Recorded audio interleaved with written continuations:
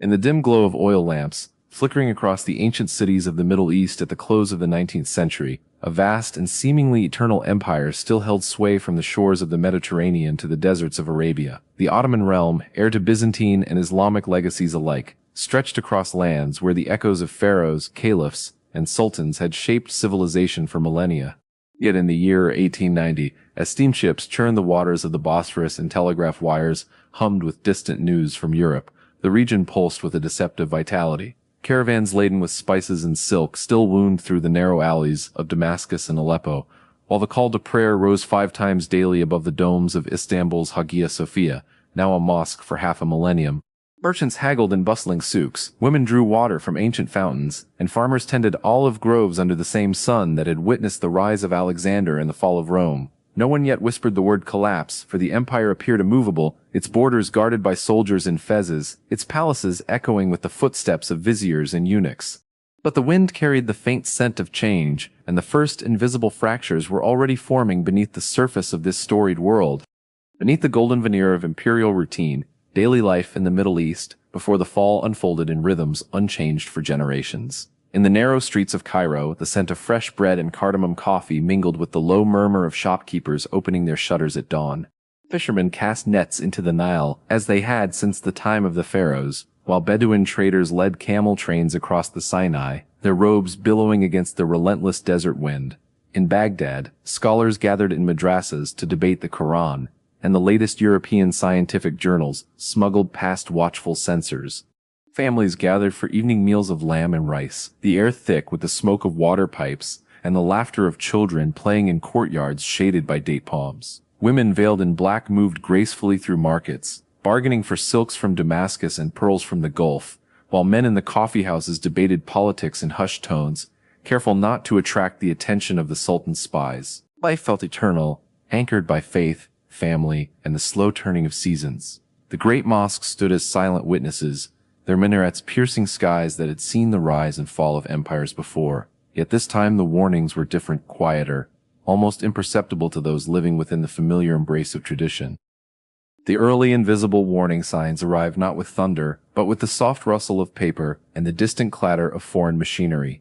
By the 1870s, the Ottoman treasury groaned under crushing debts to European banks, loans taken to modernize armies and railways that now funneled wealth outward rather than inward.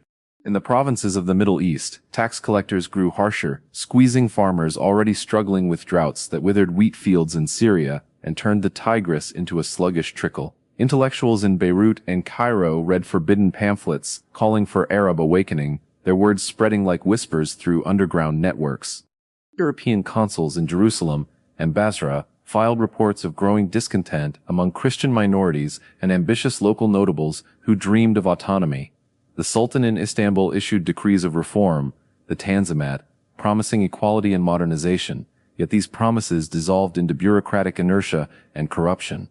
No one understood what was coming next, for the signs remained scattered, fragments of a larger puzzle that only hindsight would assemble. The empire's vastness had once been its strength, now it became a liability, as distant provinces began to feel the pull of new ideas carried on the same winds that once brought conquest. Rising tension and instability crept across the Middle East, like shadows lengthening at dusk. In the Balkans, uprisings flared and were crushed, draining the treasury further and exposing the military's weakness against modern European armies. Nationalism stirred among Greeks, Armenians, and Arabs alike, fueled by secret societies meeting in smoke-filled rooms where maps of a post-Ottoman world were sketched in pencil. The Young Turk movement gained momentum in exile, its officers plotting in Paris and Geneva, promising constitutional rule and an end to absolutism. Economic crisis struck with merciless regularity. Locust swarms devoured crops in Palestine, while British and French merchants undercut local artisans with cheap factory goods.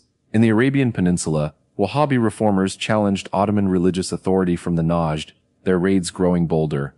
The silence in the great palaces of Topkapi grew heavier, broken only by the scratching of pens drafting desperate alliances. The system that had endured for 6 centuries now creaked under pressures no sultan could fully grasp. By the time the signs became clear, it was already too late for many to turn back, yet the daily routines continued, masking the gathering storm. Key decisions, mistakes, and external pressures converged with devastating precision in the early years of the 20th century. Sultan Abdul Hamid II, clung to power through secret police and pan-Islamic rhetoric, alienating reformists and minorities alike. The 1908 Young Turk Revolution forced a constitution, but internal rivalries soon fractured the movement into factions more interested in power than unity. When Italy seized Libya in 1911, the empire's African foothold crumbled without meaningful resistance, exposing naval weakness. Then came the Balkan Wars of 1912 and 1913, stripping away European territories in a matter of months and sending waves of Muslim refugees streaming into Anatolia and the Levant. Desperate for allies, Ottoman leaders turned toward Germany, signing secret pacts that would drag the empire into a global conflict it could not survive. British agents whispered promises of independence to Arab sheikhs in the Hejaz, while French and Russian diplomats carved hypothetical spheres of influence on secret maps. Each decision seemed rational in isolation, yet together they formed a noose tightening around the empire's neck. The Middle East stood on the edge, its people unaware that the choices made in distant council chambers would soon shatter their world forever. The moment the system began to fail arrived with the thunder of artillery in August 1914, when the Ottoman Empire entered the First World War on the side of the Central Powers.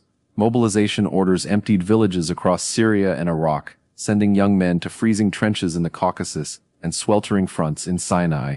The British naval blockade strangled imports, causing bread prices to soar and famine to stalk the streets of Beirut and Damascus. In the desert, Sharif Hussein of Mecca raised the banner of revolt in 1916, his Arab forces, armed and advised by British officers like T.E. Lawrence, striking at Ottoman supply lines with lightning raids.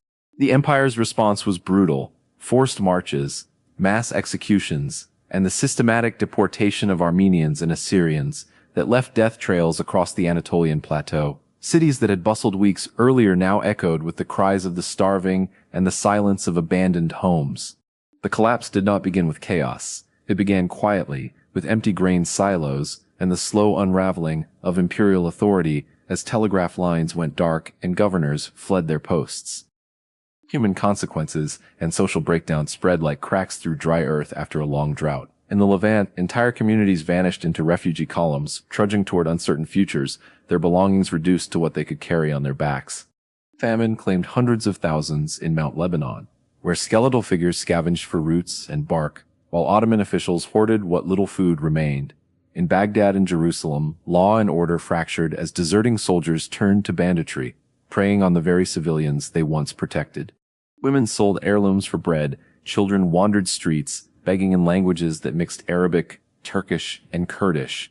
Ancient social bonds strained and snapped under the weight of hunger and fear.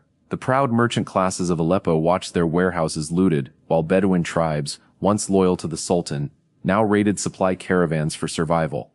The fear was palpable, a heavy silence broken only by the occasional wail of a mother mourning a son lost to war or disease. The Middle East, once a tapestry of interwoven faiths and cultures, began to fray at every seam as old certainties dissolved into survival.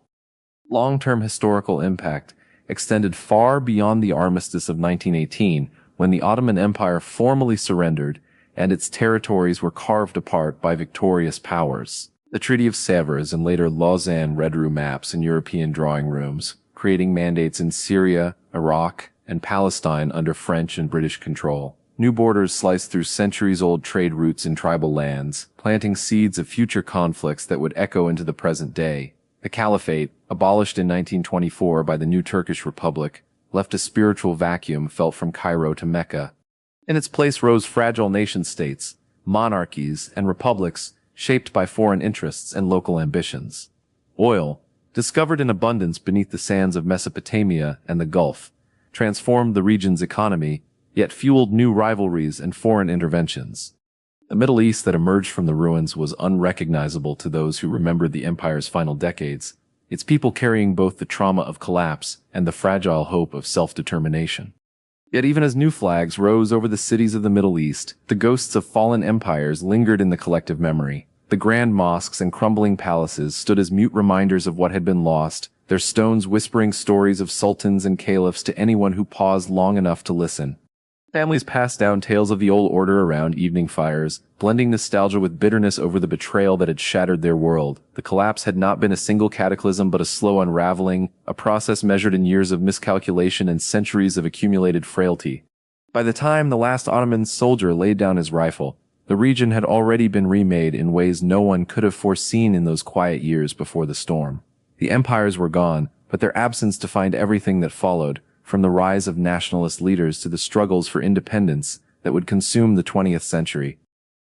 The haunting truth of the Middle East before the fall of empires lies not in the grandeur that once existed, but in how ordinary people lived through the final chapter without realizing the final page was turning. They rose with the call to prayer, tended their fields, prayed in ancient shrines, and dreamed of better tomorrows under a sky that had witnessed the rise and fall of civilizations before. The collapse came not with dramatic fanfare, but through the gradual erosion of trust, resources, and cohesion that had bound the region together for so long. In the end, the fall did not destroy the Middle East.